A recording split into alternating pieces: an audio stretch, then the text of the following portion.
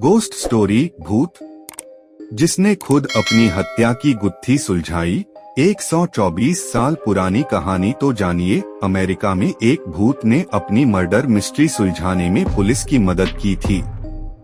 यह घटना अमेरिका के वेस्ट वर्जीनिया राज्य में ग्रामीण क्षेत्र ग्रीनबियर काउंटी में आज से करीब 124 साल पहले घटी थी। इस काउंटी में इरास्मस एडवर्ड शू नाम का एक लोहार रहता था। उसकी 3 महीने पहले ही एल्वा नाम की एक महिला के साथ शादी हुई थी। जनवरी 1897 की एक रात एडवर्ड ने अपने पड़ोस के एक लड़के को काम करने वाली जगह से घर भेजा ताकि वह देख सके कि उसकी नई नवेली पत्नी को बाजार से कुछ चाहिए तो नहीं।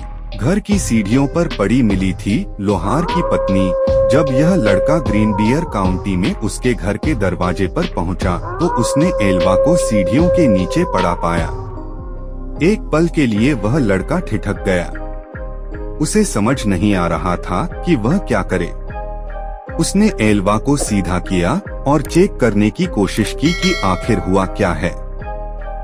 एल्वा का सिर एक तरफ झुका हुआ था। पहले तो उसे लगा कि एल्वा शायद सो रही हैं।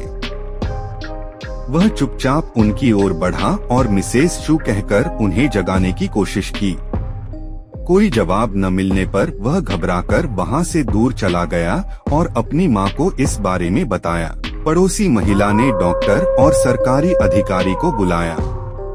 पड़ोस में ही रहने वाली उस लड़के की मां ने एल्वा को बेसुध पड़ा देख स्थानीय डॉक्टर और सरकारी अधिकारी जॉर्ज डब्ल्यू कन्नप को बुलाया।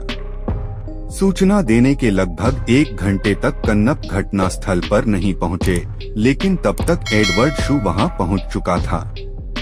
वह अपनी पत्नी के शव को वहां से उठाकर बेडरूम में लेकर गया। उसे नहलाया, कपड़े पहनाए और बिस्तर पर लिटा दिया। उसने अपनी पत्नी के मृत शरीर को एक ऊंचे कॉलर वाले कपड़े पहनाकर दफनाने के लिए तैयार किया और उसके चेहरे पर पर्दा डाल दिया। पति ने मृत पत्नी के शरीर की पूरी जांच नहीं करने दी। इस दौरान सरकारी अधिकारी और मौत के मामलों को देखने वाले स्थानीय डॉक्टर जॉर्ज डब्ल्यू कन्नप भी पहुंच गए। उन्होंने मृतक महिला के शरीर की जांच शुरू कर दी। उस दौरान पति एडवर्ड शू अपनी पत्नी के सिर को गोद में रखकर रोता रहा। जब कन्नप ने एल्वा के सिर और गर्दन की जांच करने का प्रयास किया तो एडवर्ड शू नाराज हो गया और गुस्सा दिखाने लगा। कन्नप शू को नाराज नहीं करना चाहते थे, इसलिए वे चुपचाप वहां से चले गए। उन्होंने एल्वा के बाकी शरीर की जांच के दौरान कुछ भी गलत नहीं पाया था। डॉक्टर ने मौत के कारण को बेहोशी और प्रेगनेंसी से जोड़ा। कन्नप कुछ हफ्ते पहले के एल्वा का इलाज भी कर रहे थे, इसलिए उन्होंने मृत्यु के कारण को अचानक आई बेहोशी करार दिया। उन्होंने बाद में इसे गर्भावस्था से जुड़ी परेशानियों से जोड़ दिया। एल्वा के शरीर को लिटिल सेविल माउंटेन के उसके बचपन के घर ले जाया गया और दफनाया गया। ताबूत में भी एल्वा के सिर और गर्दन को शू ने किसी और को न तो छूने दिया और न ही देखने दिया। हालांकि उसके इस अजीब व्यवहार को लेकर वहां मौजूद लोगों में कोई शक नहीं पैदा हुआ। एल्वा की मां को अपनी बेटी की मौत पर नहीं था यकीन। एल्वा की मां मैरी जेन हिस्टर को छोड़कर हर कोई इस मौत को प्राकृतिक मान रहा था। वह शू को कभी पसंद नहीं करती थी और उन्हें बिना सबूत के भी यह यकीन हो गया था कि शू ने ही उसकी बेटी की हत्या कर दी है। पर बड़ी बात यह थी कि सिर्फ एल्वा ही बता सकती थी कि उसके साथ क्या हुआ था। ऐसे में मैरी जेन हिस्टर ने एल्वा की आत्मा से बात करने का फैसला किया। उन्होंने आत्मा को बुलाने के लिए कई विशेष पूजा और प्रार्थनाएं शुरू कर दी। कई हफ्तों तक सुबह शाम प्रार्थना करने के बाद उसे एल्वा की आत्मा से उत्तर मिला। मां ने अपनी बेटी के आत्मा को बुलाया। हिस्टर ने दावा किया कि उसकी बेटी उसे अपनी कहानी बताने के लिए लगातार 4 रात सपने में दिखाई दी। उन्होंने कहा कि आत्मा पहले एक उज्ज्वल प्रकाश के रूप में प्रकट हुई, धीरे धीरे एक मानव रूप लेकर अपनी कहानी बताने लगी। इस दौरान पूरा कमरा ठंड से भर जाता था। लगातार 4 दिनों तक एल्वा की आत्मा ने अपनी मां को सपने के जरिए पूरी कहानी शुरू की। एल्वा के भूत ने बताई अपनी मौत की पूरी कहानी।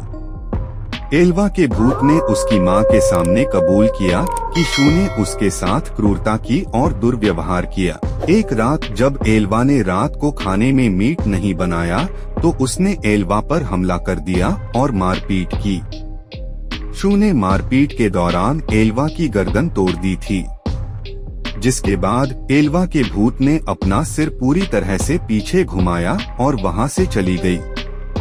इस घटना के बाद एल्वा की मां पब्लिक प्रोसिक्यूटर जॉन प्रेस्टन के पास गई और मामले को फिर से खोलने की अपील की।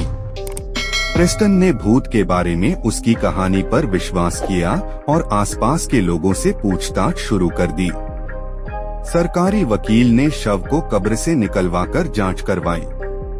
शू के पड़ोसियों और दोस्तों ने एल्वा के अंतिम संस्कार के दौरान उसके अजीब व्यवहार के बारे में सरकारी अभियोजक प्रेस्टन को बताया। डॉकन्नप ने भी स्वीकार किया कि उन्होंने एल्वा के शव की पूरी तरह से जांच नहीं की थी। प्रेस्टन के लिए ये दोनों बयान शव के फिर से परीक्षण के आदेश को पाने के लिए पर्याप्त थे। उन्होंने कोर्ट के आदेश से शू की आपत्तियों के बावजूद शव को कब्र से बाहर निकलवाया और जांच के लिए मोर्चरी लेकर गए। गर्दन और सिर पर मिले निशानों से पति साबित हुआ दोषी। एक स्थानीय समाचार पत्र द पोकाहोंटस टाइम्स ने बाद में रिपोर्ट किया कि गले पर उंगलियों के निशान पाए गए थे, जिससे पता चला कि एल्वा की मौत दम घुटने से हुई थी। उसके गर्दन पर गला घोंटने के निशान पाए गए थे, जिससे गर्दन की नस और कोशिकाओं को काफी नुकसान पहुंचा था। गर्दन की हड्डी भी टूटी हुई मिली, जिसके बाद इस मौत की विस्तृत जांच की गई और शू को उसके मौत का गुनाहगार माना गया।